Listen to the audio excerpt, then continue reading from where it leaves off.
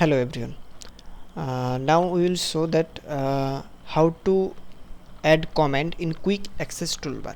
So first of all, what is called as the quick access toolbar? First of all, this one, that is the top left corner, this is normally called as the quick access toolbar, from where we can get some comments directly accessible.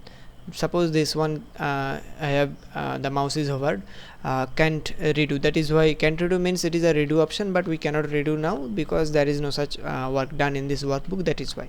In the similar way, there is undo option is also available, and there another option is available, that is repeat new. That is, suppose what we have done right now, it will be repeated in using this comment, and this icon is here for customize quick access toolbar. That means adding or removing some comments from the quick access toolbar. So just what we have to do, first of all, click here.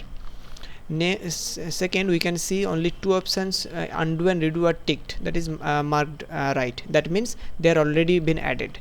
Suppose you are adding some another one, suppose you are adding some new to that quick access toolbar, so just we have to click on this. You can see this icon is here, new option is here.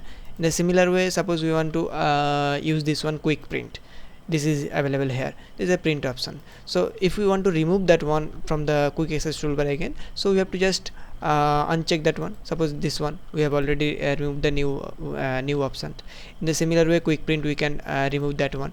Even these also we can remove, this also you can remove. We can add anything here also, and we can remove anything here also, anything. Okay, so in this way we can change the quick access toolbar, that is customize our quick access toolbar.